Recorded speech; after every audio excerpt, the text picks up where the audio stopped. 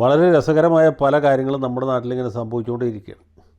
പ്രത്യേകിച്ച് ഈ പുതിയ സർക്കാർ അധികാരത്തിൽ വന്നതിന് ശേഷം ഐക്യജനാധിപത്യ മുന്നണിയുടെ വിജയത്തിന് ഒരുപാട് അവകാശികൾ രംഗത്ത് വന്നിട്ടുണ്ട്.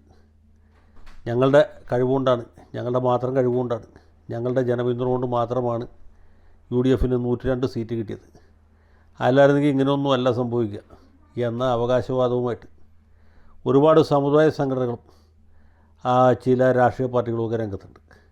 ചില വ്യക്തികളും ഇതുപോലെ അവകാശവാദങ്ങൾ മുഴക്കുന്നുണ്ട്. ഞങ്ങളില്ലായിരുന്നെങ്കിൽ കാണാൻ പറ്റും, ഞങ്ങൾ പറഞ്ഞ പോലെ പോയതുകൊണ്ടാണ് നിങ്ങൾക്ക് ഇത്രയും ഭൂരിപക്ഷം കിട്ടിയത്, അതുകൊണ്ട് തുടർന്നുള്ള എല്ലാ നടപടികളും ഞങ്ങളോട് ആലോചിച്ചിട്ട് വേണം ചെയ്യാനായിട്ട്, ഞങ്ങൾ അംഗീകരിക്കാത്ത ഒരു നടപടിയും നിങ്ങൾ ചെയ്യാൻ പാടില്ല എന്നൊക്കെ തിട്ടൂരം പുറപ്പെടുവിക്കാനായിട്ട് ഓരോരുത്തർക്കും അവകാശമുണ്ട്. എങ്കിലും അതനുസരിച്ച് മാത്രമേ നാട് ഭരിക്കാവൂ എന്ന് പറഞ്ഞ ബുദ്ധിമുട്ടാവും. എനിക്കിപ്പോഴും ഓർമ്മയുള്ളൊരു സംഭവം, ഈ 2001 AK ആൻ്റണിയുടെ മന്ത്രിസഭ വന്ന കാലത്ത് മലയാള മനോരമ പത്രക്കാർ ഇതുപോലൊരു സ്റ്റാൻഡ് എടുത്തു. മനോരമയുടെ പിന്തുണ കൊണ്ടും അവരുടെ ആ ഒരു ജനസ്വാധീനം കൊണ്ടും മാത്രമാണ് UDFന് ഇത്ര സീറ്റ് കിട്ടിയത്, 100 സീറ്റ്, അത് 99 100 സീറ്റ് കിട്ടിയത്. അതുകൊണ്ട് ഞങ്ങൾ പറയുന്ന പരിപാടികളൊക്കെ നിങ്ങൾ നടപ്പാക്കണം എന്നായിരുന്നു ഇവർ ഭംഗ്യന്തരേണം പറഞ്ഞുകൊണ്ടിരുന്നത്. ഇനി ആൻ്റണി സർക്കാർ അതിൽ നിന്ന് അല്പം എങ്ങനെ വ്യതിചലിക്കുന്നു എന്ന് തോന്നിയാൽ അവർ പിറ്റേ ദിവസം മുഖപ്രസംഗം എഴുതും. ഇതിന് വേണ്ടിയിട്ടാണോ 100 സീറ്റ് കിട്ടി നിങ്ങളെ വിജയിപ്പിച്ചത്, 100 സീറ്റ് നൽകി നിങ്ങളെ വിജയിപ്പിച്ചത് ഇങ്ങനെ ചെയ്യാൻ വേണ്ടിയിട്ടാണോ, അതുകൊണ്ട് നിങ്ങളിങ്ങനെ ഭരിക്കണം, നിങ്ങൾ അങ്ങനെ ഭരിക്കണം എന്ന് മനോരമക്കാർ ഒരു കാലത്ത് സ്ഥിരമായിട്ട് ഗീർവാണം എഴുതിയിരുന്നു. മനോരമയുടെ വാക്ക് കേട്ട് ഭരിച്ച ആൻ്റണിക്ക് എന്ത് പറ്റി എന്ന് നമുക്ക് എല്ലാവർക്കും അറിയാം. ആൻ്റണി കൃത്യം 1 കൊല്ലത്തിനകത്ത് അങ്ങേയറ്റം ജനപ്രീതി നഷ്ടപ്പെട്ട ഒരാളായിട്ട് മാറി. 3-ാം വർഷം അദ്ദേഹത്തെ ജനങ്ങൾ അധികാര സോപാനത്തിൽ നിന്ന് ചവിട്ടി പുറത്താക്കി. ഞാനിപ്പോൾ പറഞ്ഞത് ഇതേ ഗതികേട് ഒരു പക്ഷേ ഇപ്പോഴത്തെ മുഖ്യമന്ത്രിക്ക് സംഭവിച്ചു പോയേക്കും എന്ന് തോന്നുന്നതുകൊണ്ടാണ്. ഇവിടെ രസകരമായ സംഭവങ്ങൾ നടക്കുന്ന കാര്യം പറഞ്ഞല്ലോ. ഒന്ന്, നമ്മുടെ മന്ത്രി ബിന്ദു SNDP യോഗം ജനറൽ സെക്രട്ടറി വെള്ളാപ്പള്ളി നടേശനെ അദ്ദേഹത്തിൻ്റെ വസതിയിൽ ചെന്ന് സന്ദർശിക്കുകയും അദ്ദേഹം ഇവരെ 2 കൈയും തലയിൽ വെച്ച് അനുഗ്രഹിക്കുകയും ചെയ്തതാണ്. ഇതോടെ ഈ നാട്ടിൽ ഒരുപാട് മതേതരവാദികൾ വളരെയധികം വിഷണ്ണരായി. വെള്ളാപ്പള്ളി നടേശൻ എതിർത്തിട്ട് നിങ്ങൾ ജയിച്ചതല്ലേ, പിന്നെ എന്തിനാണ് വെള്ളാപ്പള്ളിയുടെ വീട്ടിൽ പോയത് എന്നാണ് ബിന്ദുവിനോടുള്ള ചോദ്യം. ബിന്ദു അത് കേട്ടതായിട്ട് പോലും ഭാവിച്ചില്ല എന്ന് മാത്രമല്ല, മാധ്യമപ്രവർത്തകർ ഉൾപ്പെടെ എല്ലാവർക്കും ക്ഷീരദിന ആശംസകൾ നേർന്ന് ആ രംഗത്ത് നിന്ന് നിഷ്ക്രമിക്കുകയാണ് ചെയ്തത്. അതേ ദിവസം തന്നെ മറ്റൊരു സംഭവം കൂടി ഉണ്ടായി. ഈ വെള്ളാപ്പള്ളി നടേശൻ്റെ മകനും SNDP യോഗം വൈസ് പ്രസിഡൻറ്റും പിന്നെ BDJSൻ്റെ സംസ്ഥാന പ്രസിഡന്റ് ഭരിക്കുന്ന തുഷാർ വെള്ളാപ്പള്ളിയും ഏതാനും കിങ്കരന്മാരും കൂടി ആലുവ ദേശത്തുള്ള നമ്മുടെ മുഖ്യമന്ത്രി VD സതീശൻ്റെ ഭവനം സന്ദർശിച്ചു. അവരുടെ സ്നേഹാന്വേഷണങ്ങൾ അറിയിച്ചു. സത്യപ്രതിജ്ഞയ്ക്ക് വിളിച്ചപ്പോൾ വരാൻ പറ്റിയില്ല, വിദേശത്തായിരുന്നു, ഇപ്പോഴാണ് വന്നത്. വന്ന സ്ഥിതിക്ക് സതീശനെ ഒന്ന് കണ്ടളയാം എന്ന് വിചാരിച്ച് വന്നാണ് എന്ന്. സതീശനെ അവർ ഹാർദമായിട്ട് സ്വീകരിച്ചു.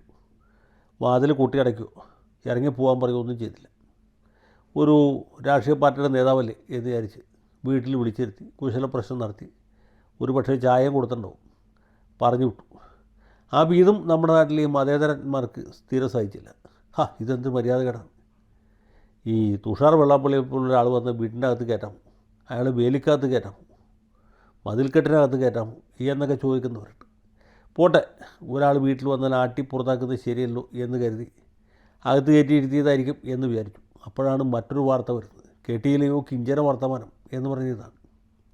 കിഞ്ചന വർത്തമാനം എന്താണെന്ന് വെച്ചാൽ, ഈ മുഖ്യമന്ത്രിയുടെ വീട്ടിൽ പോയി തിരിച്ച് നാട്ടിലെത്തിയ തുഷാർ വെള്ളാപ്പള്ളിയെ അദ്ദേഹത്തിൻ്റെ ഭാര്യ സഹോദരൻ്റെ ഭവനത്തിൽ വെച്ച് കേരളത്തിലെ ആഭ്യന്തര വിജിലൻസ് മന്ത്രി സാക്ഷാൽ രമേശ് ചെന്നിത്തല സന്ദർശിച്ചു.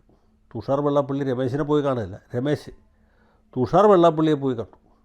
തുഷാർ വെള്ളാപ്പള്ളി അവിടെ ചെന്നപ്പോൾ രമേശിനൊരു പൂച്ചെണ്ട് കൊടുത്ത് സ്വീകരിച്ചു. അത് കഴിഞ്ഞ് രമേശും സംഘവും നിഷ്ക്രമിച്ച ശേഷം തുഷാർ പറഞ്ഞു, എൻ്റെ ആത്മസഹോദരനാണ് ശ്രീമാൻ രമേശ് ചെന്നിത്തല. ഇതോടുകൂടി മതേതരന്മാർക്ക് ആകെ കിളി പോയിരിക്കുകയാണ്. അവർ പറഞ്ഞ്, എന്തിനാണ് ഈ തുഷാർ വെള്ളാപ്പള്ളി അങ്ങോട്ട് പോയി കണ്ടത്, തുഷാർ വെള്ളാപ്പള്ളി സതീശൻ്റെ ഭാര്യ വീട്ടിൽ പോയി കണ്ടു, അത് പോട്ടെ എന്ന് വിചാരിക്കും. അങ്ങനെ ഇരിക്കുമ്പോൾ ഈ രമേശ് ചെന്നിത്തലയ്ക്ക് എന്തിൻ്റെ അസുഖമാണ്, പുള്ളി എന്തിനു വേണ്ടിയിട്ടാണ് ഈ തുഷാർ വെള്ളാപ്പള്ളി അദ്ദേഹത്തിൻ്റെ അളിയൻ്റെ വീട്ടിൽ പോയി കണ്ടത്? രമേശിൻ്റെ അളിയൻ്റെ വീട്ടിലല്ലോ, തുഷാറിൻ്റെ അളിയൻ്റെ വീട്ടിൽ പോയി കണ്ടത്. അപ്പോൾ ഇതിൻ്റെയൊക്കെ വല്ല ആവശ്യമുണ്ടോ? ഈ നാട്ടിൽ മതേതരന്മാരായിട്ട് ഞങ്ങളുള്ളപ്പോൾ ഞങ്ങൾ പറയുന്നത് കേട്ട് നിങ്ങൾക്ക് പോയാൽ പോരെ. ഏറ്റവും അധികം ഹാലിളകിയിട്ടുള്ളത് നമ്മുടെ ഈ മൗദൂദി ചാനലിലാണ്. മൗദൂദികൾ അപ്പം തൊട്ട് അടുപ്പൂട്ടി ചർച്ചയാണ്. അടുപ്പൂട്ടി ചർച്ച ഒന്നാം ദിവസം ബിന്ദു കൃഷ്ണ ചെയ്തത് ശരിയാകും, രണ്ടാം ദിവസം രമേശ് ചെന്നിത്തല ചെയ്തത് ശരിയാണോ, മൂന്നാം ദിവസം വെള്ളാപ്പള്ളി ചെയ്തത് ശരിയാണോ? ഈ മൗദൂദി ചാനലിൻ്റെ ആഫീസിൽ ഒരു ലിസ്റ്റ് ഉണ്ടാക്കി വെക്കുന്നത് നല്ലതാണ്. ഓരോ മന്ത്രിയും ഏതേ ദിവസം ആരെയൊക്കെ പോയി കാണണം. അപ്പോൾ തിങ്കളാഴ്ച ചെന്നിത്തലയും അതുപോലെ ബിന്ദു കൃഷ്ണയും കൂടി പാണക്കാട്ട് ചെന്ന് തങ്ങളെ സന്ദർശിക്കണം. ചൊവ്വാഴ്ച ഇവർ കോഴിക്കോട്ട് മൗദൂദികളുടെ ഓഫീസുണ്ട്, ഹിറ സെൻറ്റർ, അവിടെ ചെന്ന് അവരുടെ അമീറിനെയും അസിസ്റ്റൻ്റ് അമീറിനെയും ബാക്കി തലക്കെട്ടുകാരെയും കാണും. നാലാം ദിവസം അല്ലെങ്കിൽ വ്യാഴാഴ്ച കോഴിക്കോട്ട് വെള്ളിമാട് കുന്നിലുള്ള ഇവരുടെ മാധ്യമ പത്രത്തിൻ്റെ ഓഫീസും ക്യാൻറ്റീനും സന്ദർശിക്കണം. ഇങ്ങനെ ഒരു ടൈം ടേബിൾ ഉണ്ടാക്കി വെക്കുകയാണെങ്കിൽ ജോലി എളുപ്പമുണ്ട്. മന്ത്രിമാരെവിടെ പോകണം, ആരെയൊക്കെ കാണണം, എവിടെ നിന്നൊക്കെ ചായ കുടിക്കണം, എവിടെ നിന്നൊക്കെ മധുരമിട്ട ചായ കുടിക്കണം, ഇവിടെ മധുരമില്ലാതെ ചായ കുടിക്കണം എന്നൊക്കെ ഇവരുടെ ചാനലിൻ്റെ ആഫീസിലിരുന്ന് അവർ തീരുമാനിച്ചാൽ മതി. പിന്നെ മന്ത്രിമാർക്ക് അതനുസരിച്ച് പോകാതിരിക്കുക എന്തെങ്കിലുമൊക്കെ ചെയ്യാം. ഇതുപോലെയൊക്കെ ചെയ്തിട്ടാണ് സത്യത്തിൽ പലപ്പോഴും സർക്കാരിൻ്റെയൊക്കെ ഗ്ലാമർ പോകുന്നത്. മന്ത്രിമാരാകുമ്പോൾ പലരെയും കണ്ടുവരും, പലരും വീട്ടിൽ പോയി കണ്ടുവരും, ചിലരുടെ ഓഫീസിൽ പോയി കണ്ടുവരും, ചിലരെ പാർട്ടി ഓഫീസിൽ പോയി കണ്ടുവരും. അതൊക്കെ സ്വാഭാവികമായിട്ടുള്ള കാര്യങ്ങളാണ്. ഇപ്പോൾ മുസ്ലിം ലീഗിൻ്റെ നേതാക്കന്മാർ തന്നെ ഇടയ്ക്ക് തലയിൽ മുണ്ടിട്ട് പോപ്പുലർ ഫ്രണ്ടിൻ്റെ ഓഫീസിൽ പോകാറില്ല. അതിന് വേണ്ടിയിട്ടാണ്. ഈ തെരഞ്ഞെടുപ്പൊക്കെ അടുത്ത് വരുമ്പോൾ അവരുടെയൊക്കെ പിന്തുണ അത്യാവശ്യമാണ്. ആ പിന്തുണ അനിവാര്യമാണ്. അവരുടെ 10 വോട്ടാണെങ്കിൽ 10 വോട്ട് കിട്ടുന്നത് അനിവാര്യമാണ്. അത് പോകണ്ട എന്ന് വിചാരിച്ചിട്ടാണ് പല പാർട്ടിക്കാരും ജമാഅത്തെ ഇസ്ലാമിയുടെ ഓഫീസിൽ പോകുന്നത് ഇതുകൊണ്ടാണ്. ചിലരൊക്കെ തലമറച്ച് RSSൻ്റെ ഓഫീസിൽ പോകുന്നു, RSS കാര്യാലയത്തിൽ പോകുന്നു. എങ്ങനെയെങ്കിലും 10 വോട്ട് കിട്ടണമെങ്കിൽ കിട്ടിക്കോട്ടെ, അത് കളയണ്ട എന്ന് വിചാരിച്ചിട്ടാണ്. അതിന് ഇത്രയധികം ഒന്നും വ്യാപലാതിപ്പെടേണ്ട ആവശ്യമില്ല. SNDP യോഗം എന്ന് പറയുന്നത് ഒരു വലിയ പ്രസ്ഥാനമാണ്.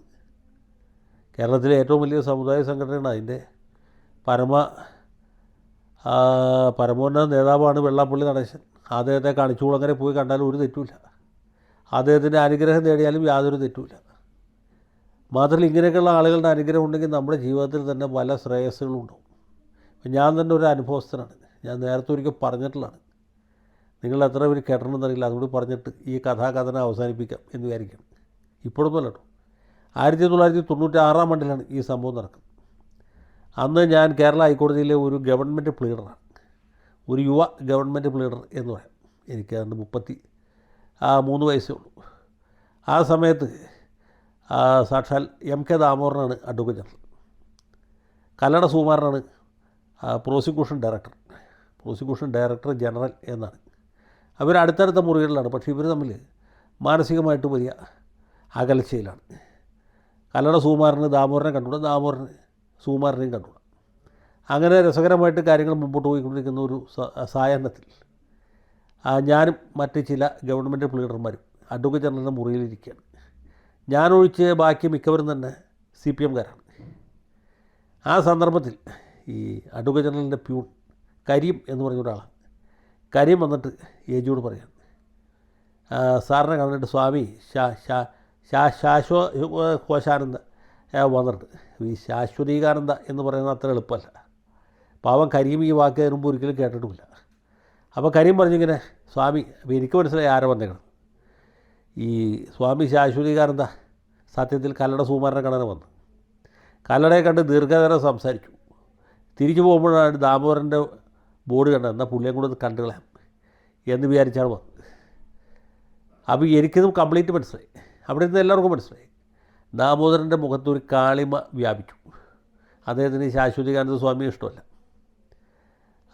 ഈ സന്ദർഭത്തിൽ വരാൻ പറ എന്ന് പറഞ്ഞു. ഉടനെ തന്നെ കരീം പോയി വാതിൽ തുറന്നു.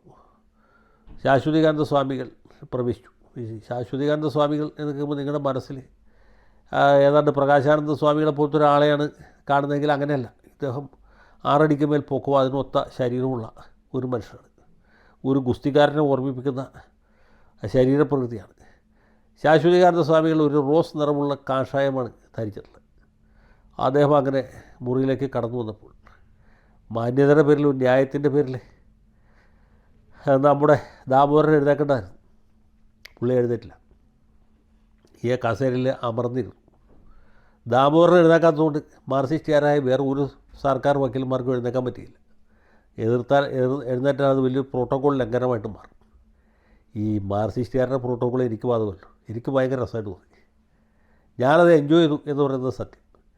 ആ മഹനീയ മുഹൂർത്തത്തിൽ ഞാൻ എഴുന്നേറ്റ് നിന്ന് ഈ ശാശ്വതീകാനന്ദ സ്വാമികളെ ഒന്ന് താണ് വണങ്ങി കാര്യമായിട്ട് ഒന്ന് തൊഴുതു.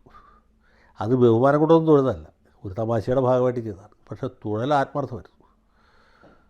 ഇത് കണ്ട് ദാമോദരൻ അണപ്പല്ല് കടിച്ചു, കണപ്പല്ലും ഞെരിച്ചു. ശാശ്വതീകാനന്ദ സ്വാമികളോട് അദ്ദേഹം ഇരിക്കാനായിട്ട് ആംഗ്യം കാണിച്ചു. സ്വാമികൾ ഇരുന്നു. ഞാനിങ്ങനെ വന്നപ്പോൾ കയറിയെന്ന് മാത്രമേ ഉള്ളൂ. അപ്പോൾ ദാമോദരൻ ശരി നമുക്ക് തലയാട്ടി. സ്വാമിക്ക് ദാമോദരനൊന്നും പറയാനില്ല, ദാമോദരൻ അത്രയും കൂടി തിരിച്ചു പറയാനില്ല.